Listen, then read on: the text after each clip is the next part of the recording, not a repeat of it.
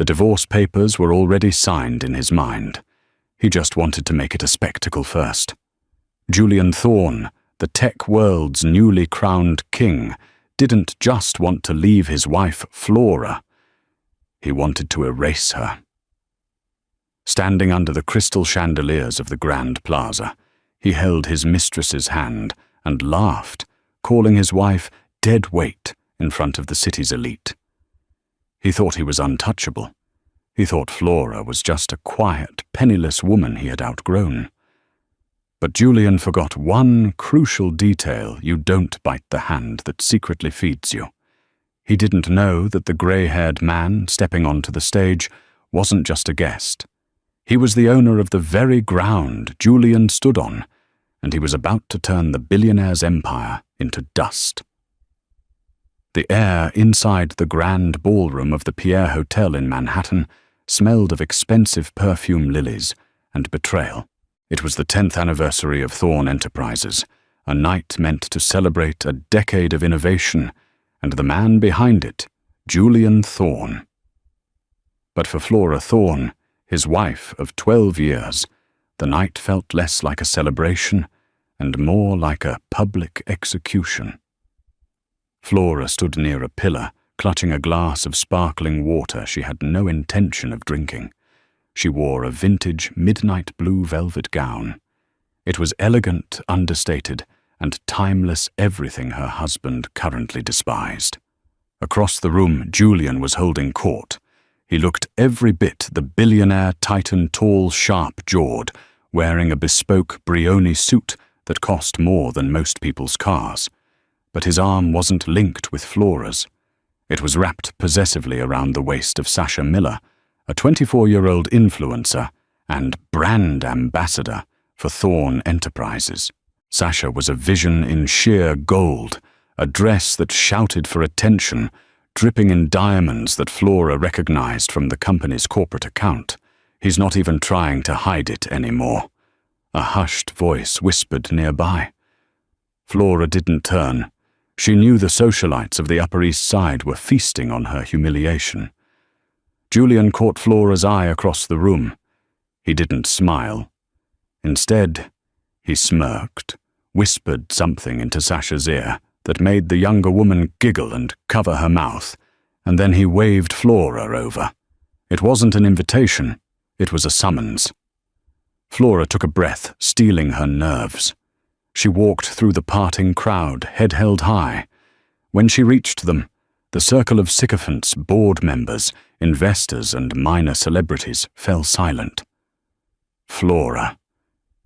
Julian said, his voice booming, slightly clearly performing for the audience. I was just telling Sasha about the early days. You remember, don't you? When we lived in that shoebox in Queens. I remember, Julian, Flora said softly. I remember working 2 shifts at the diner so you could buy your first server. Julian let out a dry, dismissive laugh. Yes. Cute. But let's be honest, darling. You were built for the struggle, not the success. Look at you. He gestured vaguely at her dress. You look like a librarian at a funeral. Sasha here represents the future of Thorne Enterprises. Vibrant, new, alive. The insult hung in the air thick and suffocating. Sasha smirked, sipping her Dom Perignon. Oh, Julian, don't be mean. She tries her best. Not everyone can keep up with a visionary. Flora felt the heat rise in her cheeks, but she refused to cry. Not here. Is there a point to this, Julian? Or did you just call me over to compare me to your employee? Julian's eyes hardened. The playfulness vanished. The point, Flora, is that tonight is about the future. And frankly, I don't want you in the photos for the keynote speech. You dim the brand. Go sit at table 42. A gasp rippled through the immediate circle. Table 42 was in the back, near the kitchen doors, usually reserved for low-level staff or overflow guests. The CEO's wife was being banished to the shadows, while the mistress stood at the head table. You want me to sit by the kitchen? Flora asked, her voice steady, though her heart was hammering against her ribs. "I want you out of the way," Julian hissed, leaning in close so only she could hear. "I'm announcing the merger with Sterling Corp tonight. I'm finally a billionaire on paper, Flora. Real money. I don't need your penny-pinching, be careful Julian attitude anymore. I've outgrown you. Tonight is the beginning of my new life. Do us both a favor and disappear until the lawyers call you in the morning." Flora looked at the man she had loved for 12 years. She saw the greed in his eyes, the arrogance that had replaced the ambition she once admired. She looked at Sasha, who was preening like a cat that had gotten the cream. "Very well, Julian," Flora said, her voice dropping to a terrifyingly calm register.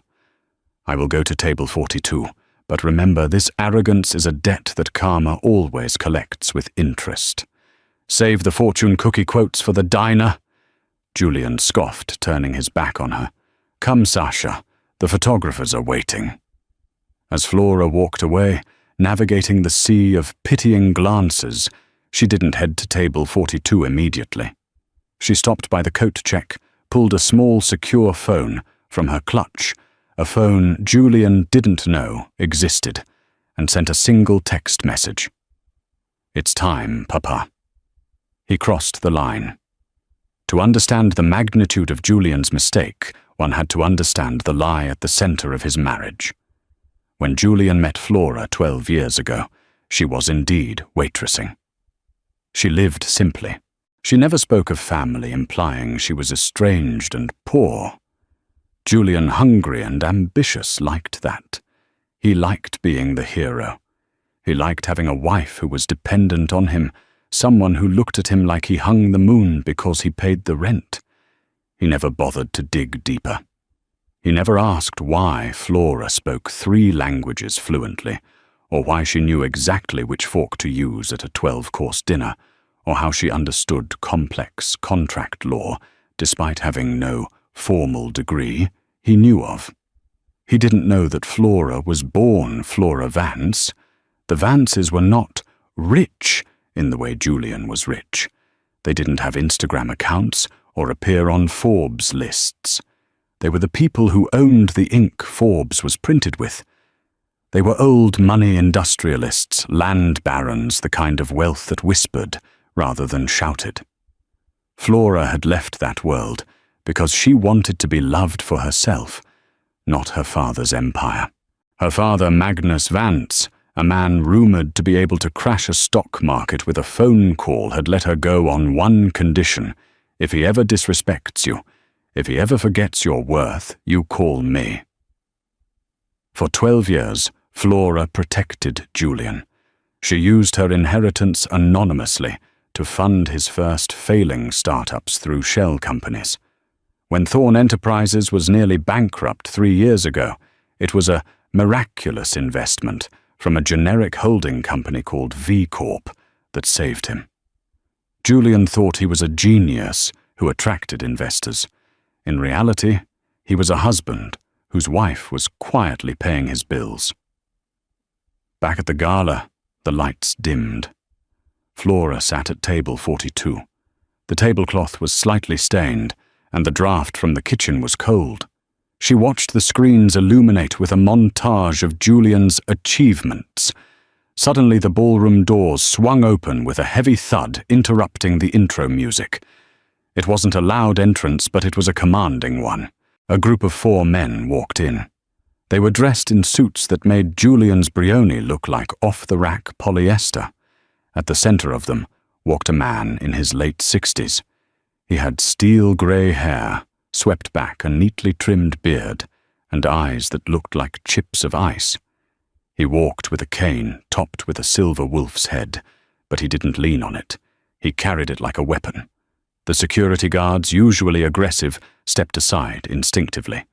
There was an aura of power around this man that screamed danger. Julian, standing on the stage with a microphone, frowned. He squinted against the spotlight. "Excuse me. This is a private event. Security." The head of security, a burly man named Franks, hurried over to the newcomer. Sir, I need to see your invitation. The grey-haired man didn't stop walking. He didn't even look at Franks. He simply held up a single finger. One of his bodyguards handed Franks a business card.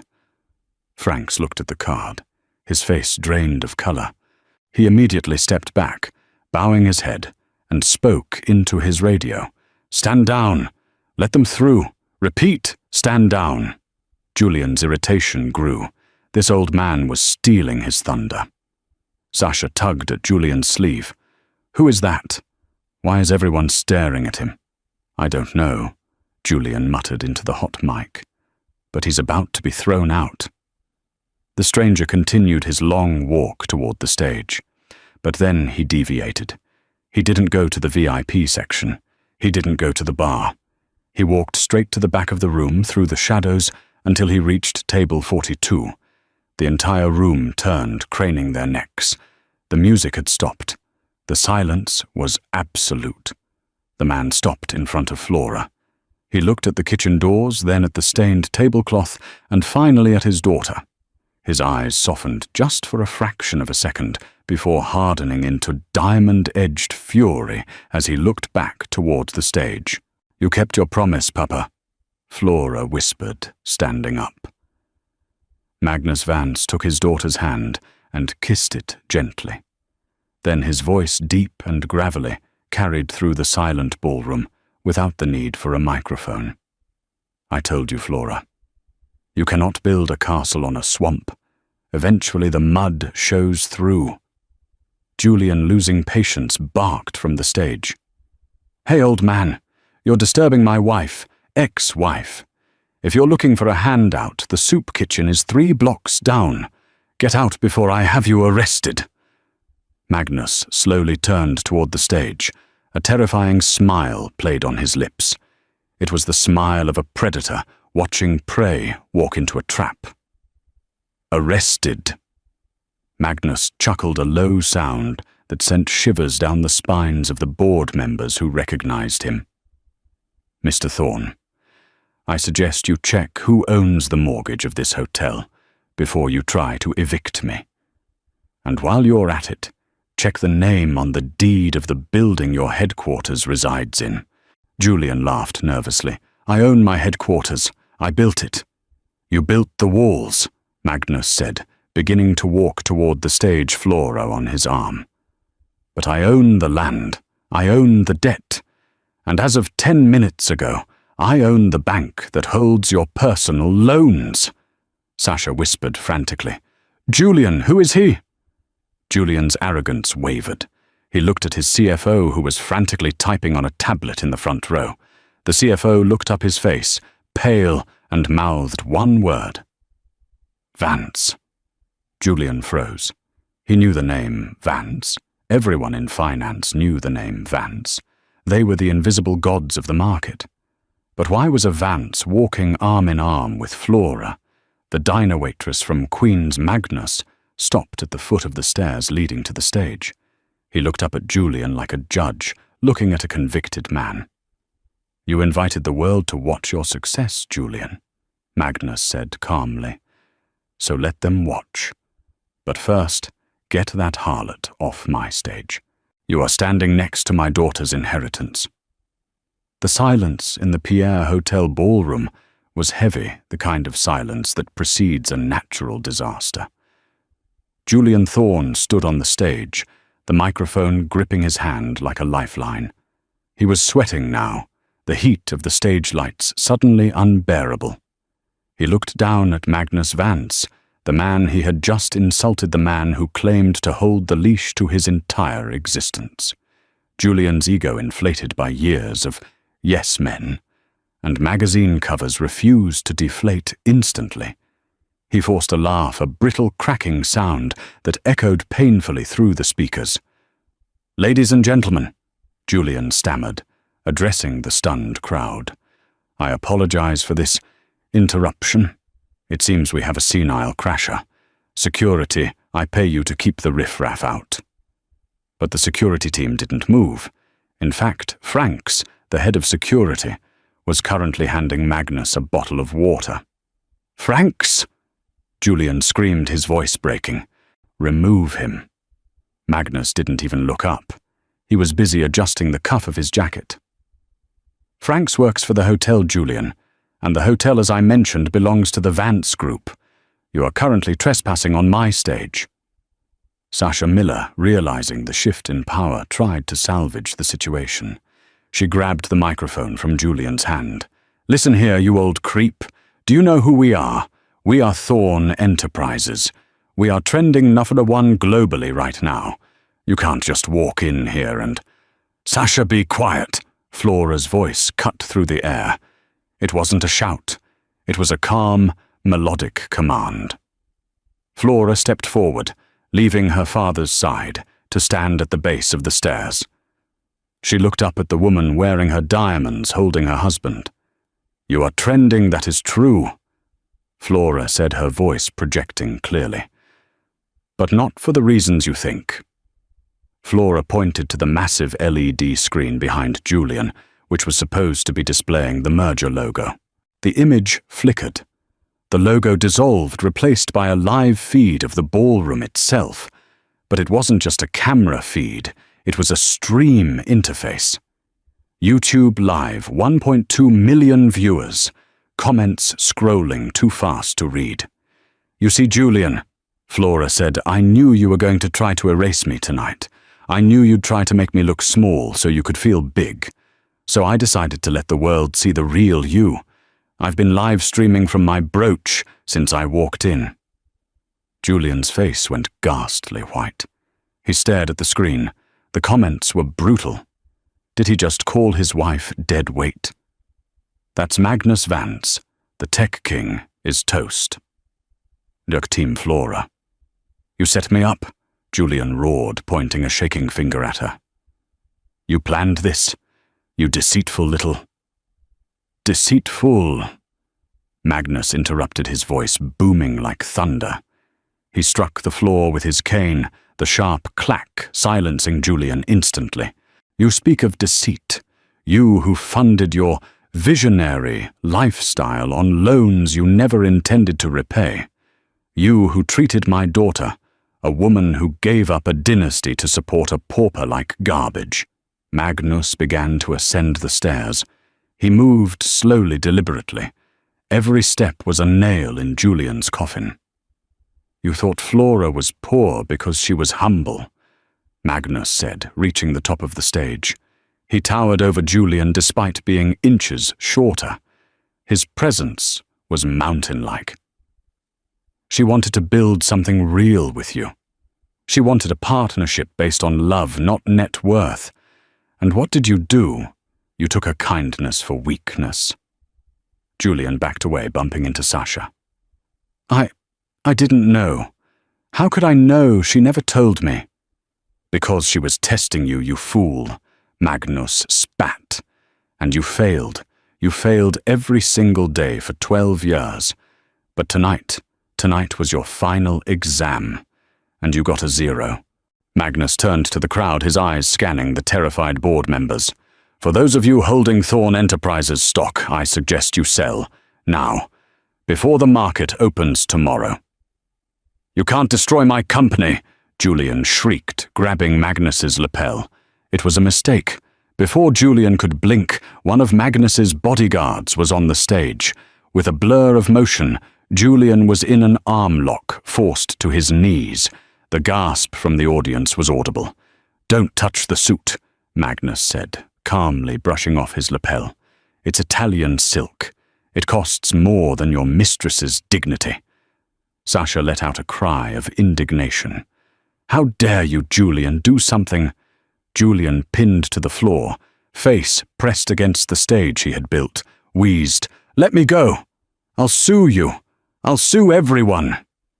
Sue, Magnus laughed. With what money?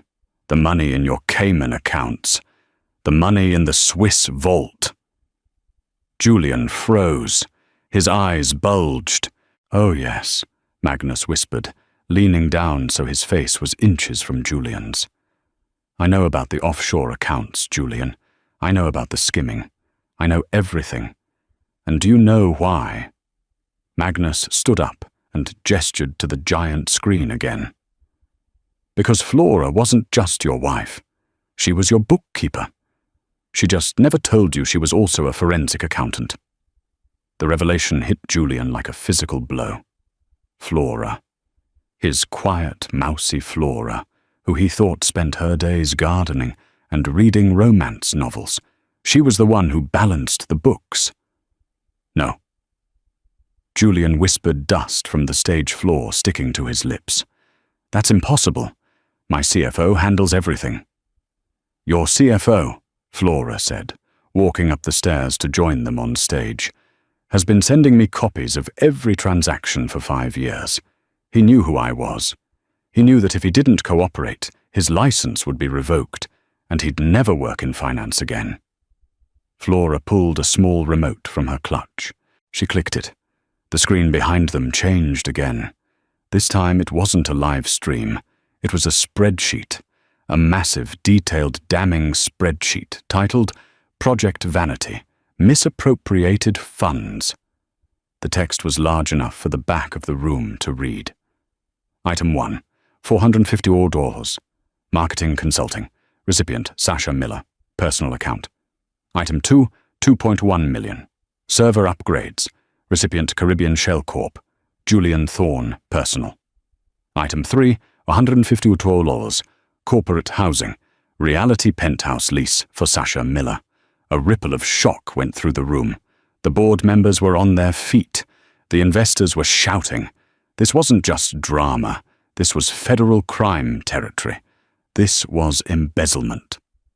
Sasha stared at the screen, her face twisted. She wasn't looking at the legal implications. She was looking at the numbers. Wait, Sasha said, her voice shrill. You told me the penthouse was bought. You said you owned it outright. You're leasing it with company money. Julian, still held down by the bodyguard, struggled to look at her. Sasha, baby, it's complicated. Complicated, Sasha screamed. You told me you were worth $3 billion. You told me I was set for life. I will be, Julian pleaded. Once the merger goes through. The merger, Magnus interrupted his voice, dripping with ice, is dead. Sterling Corp isn't merging with you, Julian, Magnus signaled to a man in the front row, the CEO of Sterling Corp. The man stood up, looked at Julian with disgust and simply shook his head. He turned and walked out of the ballroom. No! Julian screamed. Come back, we have a deal. You had a deal with a fraud, Flora said, looking down at him. And now they know. But Julian, the money isn't the worst part. It's where the money came from originally. Flora clicked the remote again. A new document appeared. It was dated 12 years ago. A seed funding agreement for Julian's very first startup. Investor Vance Holdings via Shell Corp Alpha. Amount $500,000. Signature Flora Vance. The room went deadly silent. You didn't get that grant because you were a genius, Julian. Flora said, her voice shaking slightly with the release of a decade-long secret. You were rejected by every bank in the city. I remember you crying on our mattress on the floor. I couldn't bear to see you broken, so I asked my father for my trust fund early. I gave it all to you, every cent. Julian looked up at her, his eyes wide with horror. You funded me. I built you, Flora corrected him. I bought the servers. I paid the first engineers. I kept the lights on when you were too proud to get a job. And I did it anonymously so your fragile ego wouldn't shatter. I wanted you to feel like a king, Julian. I wanted you to feel powerful. She stepped closer, her heel clicking on the stage next to his hand. And how did you repay me by taking that power and using it to humiliate me? By using the money I gave you to buy diamond necklaces for a girl who doesn't even know your middle name. Sasha looked at the screen, then at Julian, and finally at Magnus Vance, the real power in the room. Her survival instinct kicked in. She unclasped the heavy diamond necklace from her neck. It clattered onto the stage floor next to Julian's head. I didn't know, Sasha said, turning to Flora, tears streaming down her face, though whether they were real or an act, no one could tell. I swear, Flora, he told me you were horrible. He told me you trapped him. I didn't know he was stealing. Save it, Flora said coldly. You knew he was married. That's enough. Sasha looked around, realized her social climbing ladder had just turned into a slide to hell, and bolted. She ran off the stage through the crowd and out the doors, the paparazzi flashes chasing her like lightning. Julian was alone. The mistress was gone. The investors were gone. The reputation was gone. You can't do this. Julian sobbed his bravado, finally dissolving into pure, pathetic fear. I'm Julian Thorne. I'm a visionary. Magnus tapped his cane on the floor. You are a thief, Mr. Thorne, and you have stolen from the Vance family. Do you know what we do with thieves? Magnus turned to the side of the stage. Two men in dark suits walked out. They weren't hotel security. They weren't bodyguards. One of them held a badge. FBI, the agent announced. Julian Thorne, we have a warrant for your arrest for securities fraud, embezzlement, and money laundering. Julian went limp in the bodyguard's grip. Flora. He wheezed, looking at his wife one last time. Flora, please. Help me. I'm your husband. Flora looked down at him. The love she had held for him for 12 years. The love that had made her hide her identity. The love that had made her patient.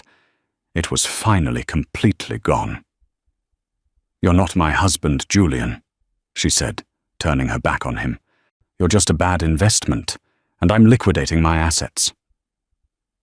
The transition from the velvet-draped ballroom of the Pierre Hotel to the interrogation room at the FBI field office in Lower Manhattan was violent in its starkness. There were no chandeliers here, no champagne, just a single buzzing fluorescent light that flickered with a maddening rhythm and a stainless steel table bolted to the floor. Julian Thorne sat on a metal chair, his bespoke Brioni suit jacket, confiscated his tie, removed to prevent self-harm. He was shivering. The adrenaline of the gala had worn off, replaced by a cold, creeping dread. He had been sitting there for 3 hours. No one had spoken to him. It was a power move, and he knew it. Finally, the heavy door buzzed and swung open. 2 people walked in. One was the agent who had arrested him, Agent Harrison, a man with a face like carved granite. The other was a woman Julian didn't recognize. She was sharp-dressed in a charcoal pantsuit, carrying a thick accordion folder. I want my lawyer, Julian snapped, trying to summon the ghost of his CEO authority. I want Marcus Stone. Get him on the phone. Now. The woman sat down opposite him, placing the folder on the table with a heavy thud. She didn't open it immediately. She just looked at him with a mixture of pity and amusement. Mr. Stone isn't coming, Julian, she said. Her voice was professional, clipped. He's on a retainer, Julian shouted, slamming his hand on the table. I pay him $50,000 a month specifically for situations like this. Mr. Stone has recused himself, Agent Harrison said, leaning against the wall. It seems there was a conflict of interest. Apparently his firm also represents the bank your father-in-law just bought. Mr. Vance made it clear that representing you would be career suicide. Julian felt the blood drain from his face. So I have no one. You have a public defender assigned to you, the woman said. He's parking his Toyota right now. But I'm not here to talk about your defense. I'm Assistant U.S. Attorney Sarah Jenkins. I'm here to talk about your plea. Plea? Julian laughed incredulously. I haven't even been charged. This is a misunderstanding. My wife is hysterical. She's manipulating the data. It's a domestic dispute. Jenkins opened the folder. It wasn't just a few papers. It was a stack of transcripts, bank records, and photos. We have the logs from the Cayman Shell Company, Julian. Jenkins said, flipping a page. We know you funneled $3 million of investor money into Project Vanity. But that's the boring part. We also have the wiretaps. Julian froze. Wiretaps. You weren't careful, Julian. You used the company phone to call your broker in Zurich. You used the company email to set up the purchase of illegal diamonds to hide assets. And guess who authorized the security protocols on those devices? Julian's mind raced back to a conversation 3 years ago. Flora had suggested they upgrade the company's cybersecurity. She said she knew a firm, V Corp Security. Flora, Julian whispered. She recorded me. Every keystroke, every call, for 3 years, Jenkins confirmed. She gave us everything this morning, but that's not the worst part for you. Jenkins pulled out a photo. It was a grainy surveillance shot of a woman entering the federal building earlier that morning. Do you recognize her? Julian squinted. Sasha Miller. Jenkins nodded. She was picked up trying to board a flight to Dubai an hour ago. We offered her a deal 5 years in federal prison for being an accomplice to money laundering or full immunity if she testifies against you. Julian felt like he was choking. She wouldn't. She loves me. Agent Harrison let out a sharp, barking laugh. She loves not wearing an orange jumpsuit, Julian. She sang like a canary. She told us about the bribes to the city inspectors. She told us about the fake invoices. She even told us about the time you bragged that your wife was too stupid to notice the missing funds. Julian slumped in his chair. The walls of the room felt like they were closing in. He had lost his lawyer. He had lost his mistress. He had lost his company. What do you want? Julian croaked. We want the names of the board members who helped you, Jenkins said, leaning in. You didn't do this alone. Someone cooked the books before Flora caught them. Give us the CFO. Give us the auditors. And maybe we recommend 15 years instead of 25. Julian stared at the metal table. He thought of Flora. He thought of her quiet smiles, the way she used to massage his shoulders after a long day, the way she had literally bought his career. And he realized with a sickening jolt that she hadn't just watched him fall. She had dug the pit, covered it with leaves, and waited 3 years for him to step into it. I want to see her, Julian said, his voice trembling. She's not coming, Harrison said. I have something on her. Julian lied, desperation clawing at his throat. I have secrets about the Vance family. If she doesn't come here, I'll tell the press everything. Jenkins and Harrison exchanged a look. Jenkins shrugged. I'll pass on the message. But, Julian, I wouldn't bet against the house. 2 days later, Julian got his wish. He was moved to a visitation room. He was wearing an orange jumpsuit that smelled of industrial detergent and other men's sweat. He hadn't showered. He looked 10 years older than he had at the gala. He sat behind the thick plexiglass, waiting. He expected Flora to walk in looking triumphant. He expected her to gloat. But when the door opened, it wasn't Flora. It was Magnus Vance. The billionaire industrialist looked impeccable in a navy 3-piece suit. He sat down gracefully on the other side of the glass, placing a sleek black phone on the ledge. He didn't pick up the receiver phone. He simply pressed a button on the visitor console that allowed them to speak through the grate. Where is she? Julian demanded, though his voice was weak. I told them to send Flora.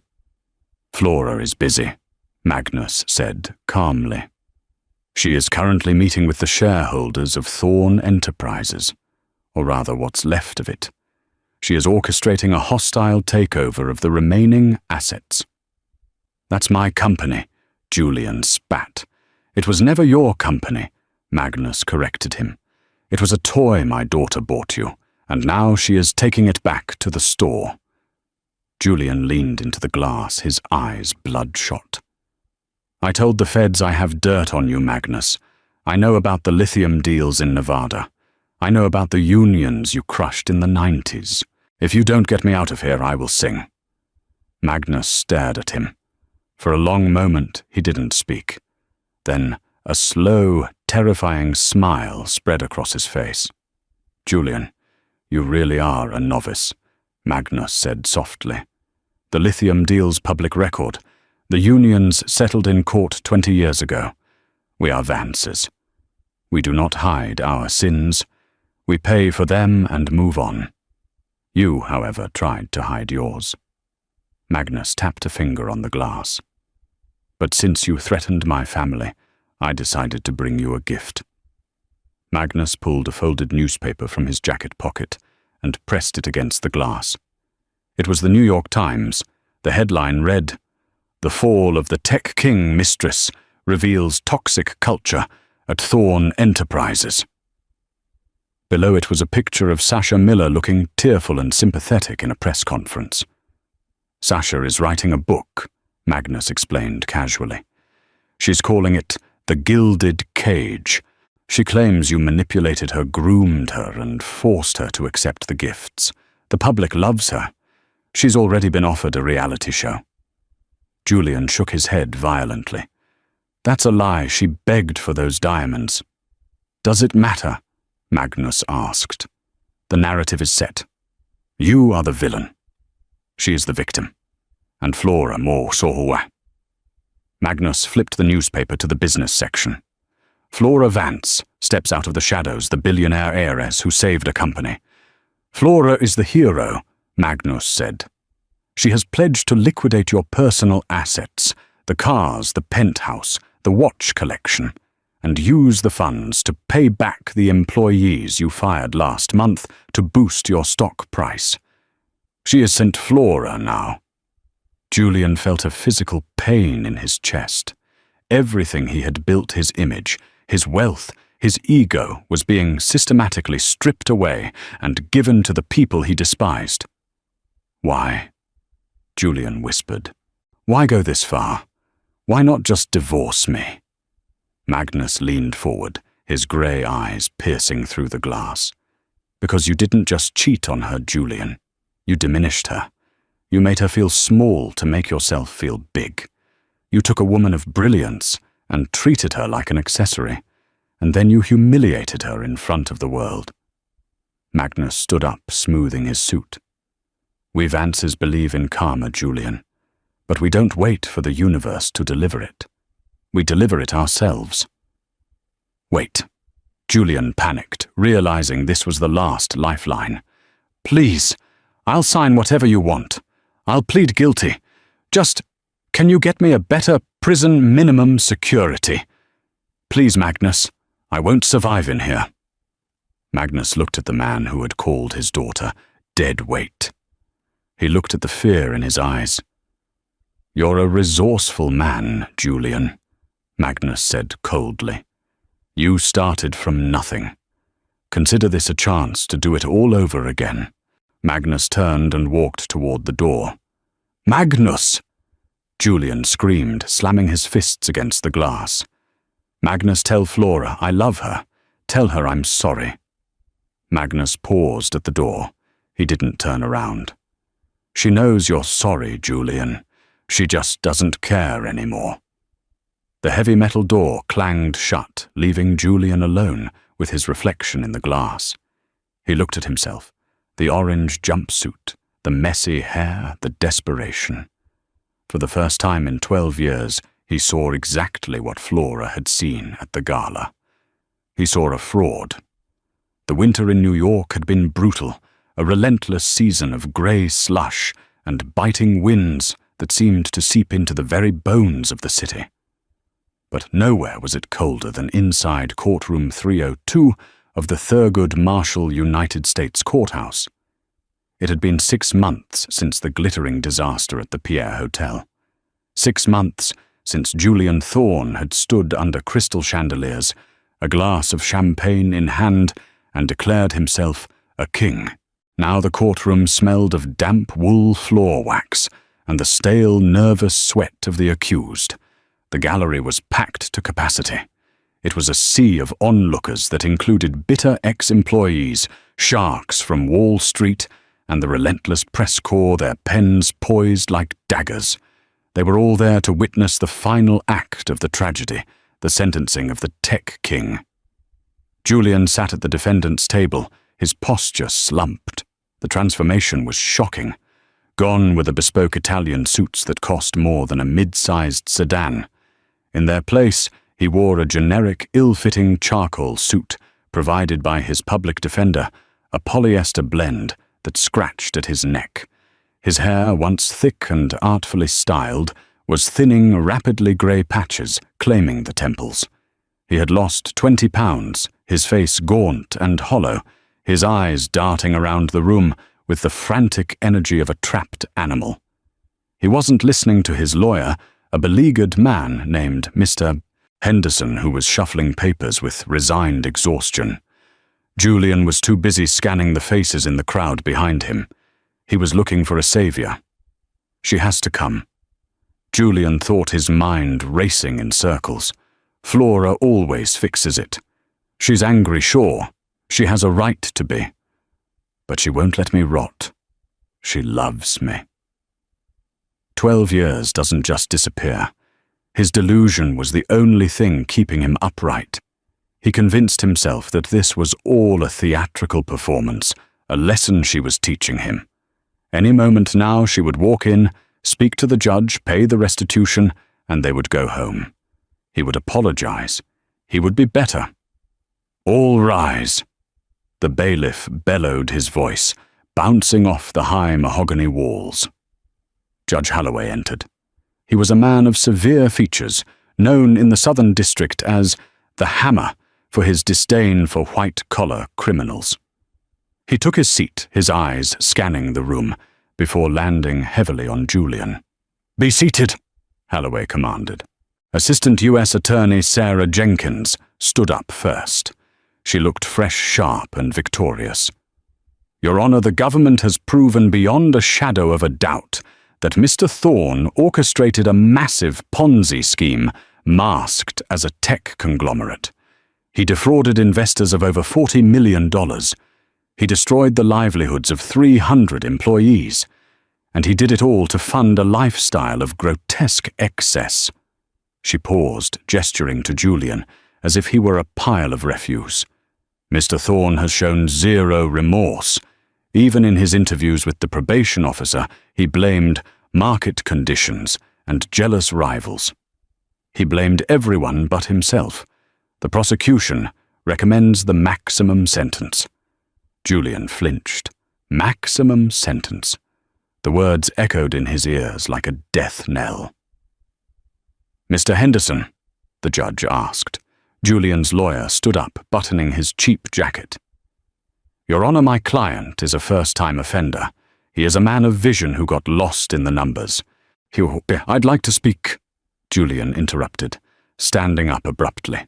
His chair scraped loudly against the floor. Mr. Henderson grabbed his arm, hissing, "Sit down, Julian." "No!" Julian shook him off. He looked at the judge, his eyes wide and wet. "Your Honor, please. I'm not a criminal. I'm an innovator. I built Thorne Enterprises from a garage. I employ people I just need time to restructure. I can pay everyone back. I just need a chance." The judge looked at him over his spectacles, his expression unreadable. "You had a chance, Mr. Thorne. You had millions of dollars and the trust of the public. You squandered it on diamonds and penthouses." "I was misled," Julian cried, his voice cracking.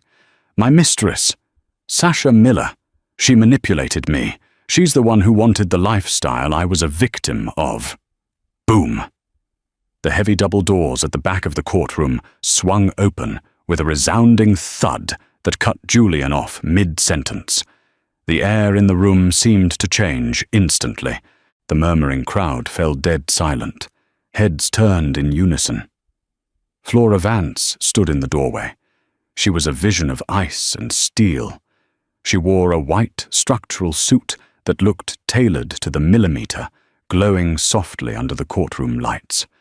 It was a stark contrast to the drab greys and browns of the legal proceedings. Her hair was cut in a sharp, asymmetrical bob that framed her face like a helmet. She wore no jewelry save for a single item pinned to her lapel, the diamond brooch she had used to live-stream Julian's downfall. She didn't look at the press. She didn't look at the gallery. She walked down the center aisle, her heels striking the floor with a rhythmic, deliberate clack, clack, clack. It was the sound of a countdown. Magnus Vance was not with her. She did not need her father today. She was not a daughter seeking protection. She was a queen coming to execute judgment. Julian let out a breath he didn't know he was holding. "Flora," he whispered, a smile breaking through his terror. She came. She's wearing white. White is the color of forgiveness. Flora passed the bar and stopped at the prosecution's table. She nodded to Sarah Jenkins, then turned to the bench. "Your Honor." She said, her voice clear, melodic, and carrying to the back of the room without a microphone. "I am Flora Vance. I am the primary victim of the defendant's personal fraud, and I represent the consortium of creditors he defrauded." Judge Holloway nodded respectfully. "The court recognizes Mrs. Vance. You may proceed with your impact statement." Flora turned.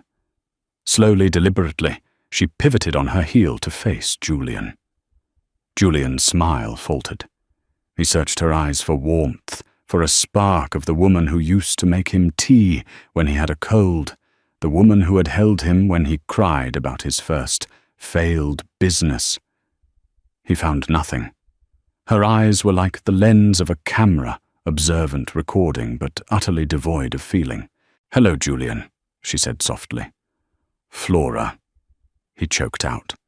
Tell them we can fix this. Tell them about us." "There is no us." "Julian," she said, her voice projecting to the jury. "There hasn't been an us since the moment you decided I was an accessory that clashed with your new life." She walked closer to him, stopping just outside the reach of the bailiffs. "For 12 years I was your silent partner. I was the foundation you stood on. I laundered your ego, Julian. I scrubbed the stains of your incompetence so the world would see a shiny, successful man. I did it because I loved you. I did it because I thought we were building a life." She paused, tilting her head. "But you didn't want a life. You wanted an audience. And when the audience got bigger, you decided the person in the front row wasn't pretty enough anymore." "I was drunk," Julian pleaded, the tears flowing freely now. "The gala. I didn't mean it. It was the stress.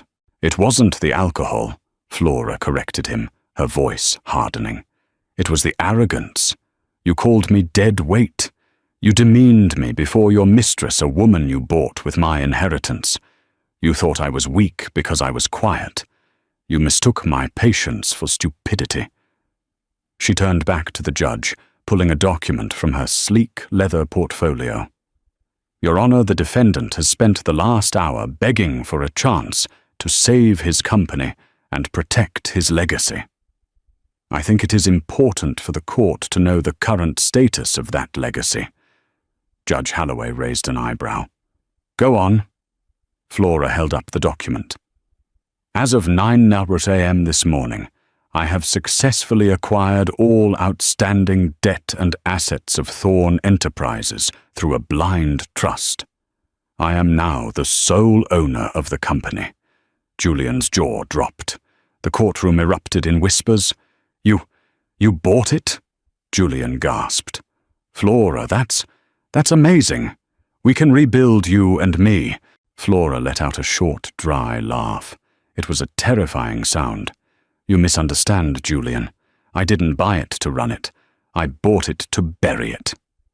She looked him dead in the eye, her expression turning lethal. "My first act as owner was to dissolve the corporation. The board has been fired. The assets are being liquidated to pay back the pension funds you stole from your low-level employees." The headquarters building, I sold it to a waste management firm. Your corner office is going to be a storage closet for sanitation supplies." Julian gripped the edge of the table, his knuckles white. "You can't do that. It's my name, Thorne. Enterprises is my name." "And that brings me to the final point," Flora said, her voice dropping to a whisper that screamed across the room. "I have legally acquired the intellectual property rights to the brand Thorne.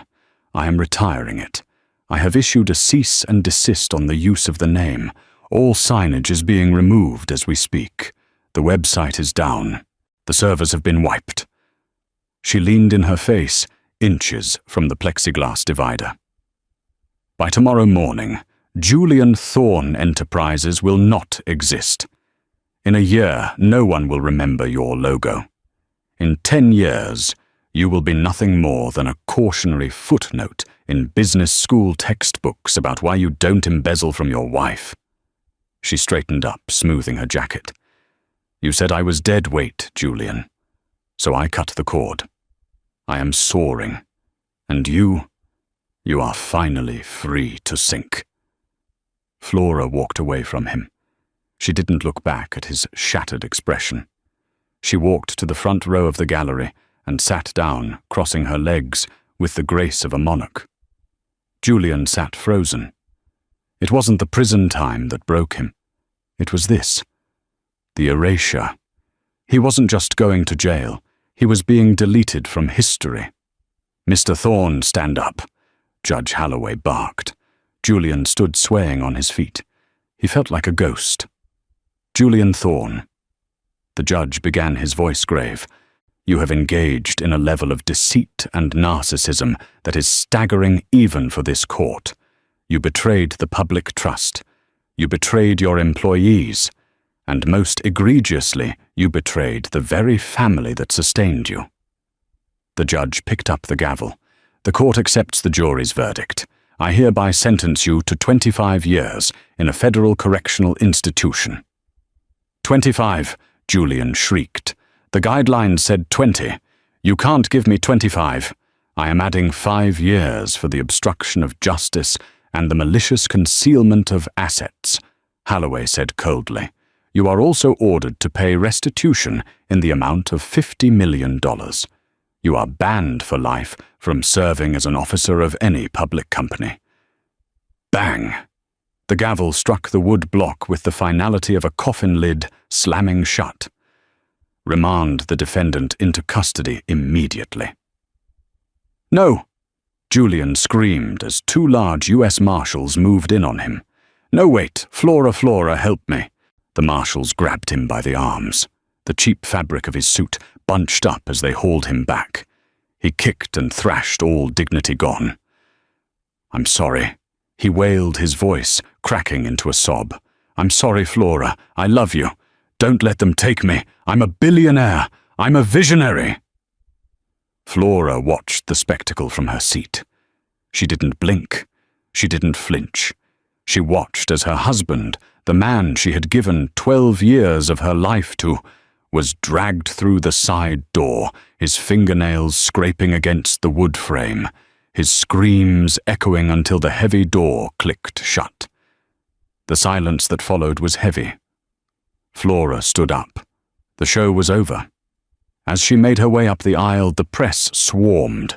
They were kept back by the bailiffs, but they leaned over the railings, microphones thrust out like spears. "Mrs. Vance, Mrs. Vance," a reporter from the Times shouted.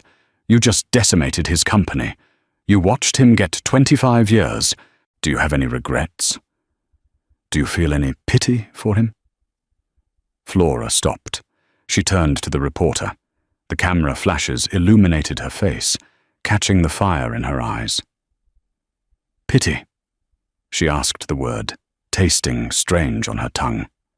She looked back at the empty defendant's chair, then at the reporter. A small, enigmatic smile played on her lips. "He wanted a trophy wife," she said calmly. "He just forgot that trophies are heavy. If you drop them, they break your toes." She turned and pushed through the double doors, stepping out of the suffocating courtroom and into the main atrium. Magnus Vance was waiting for her by the exit. He was leaning on his silver wolf cane, watching her approach.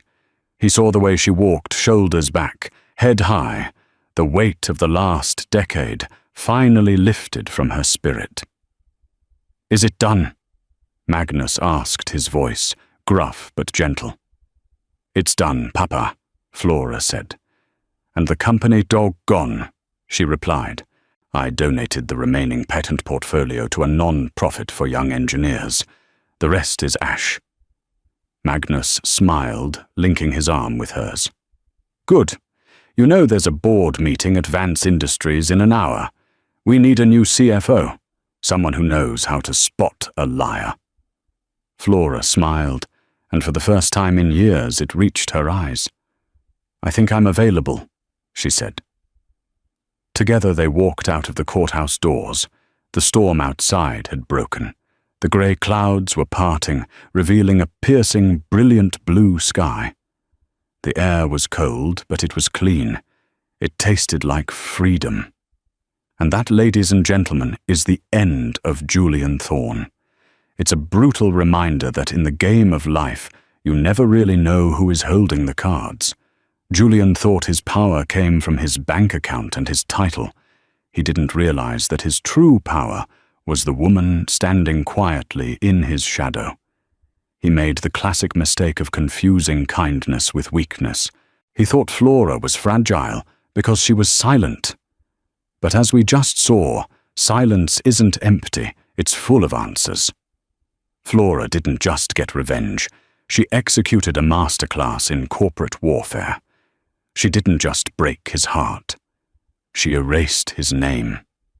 What stood out to me the most was that final moment in the courtroom. She didn't scream, she didn't cry, she just stated the facts. She liquidated the asset. It's the ultimate mic drop. I want to know what you think. Was 25 years enough?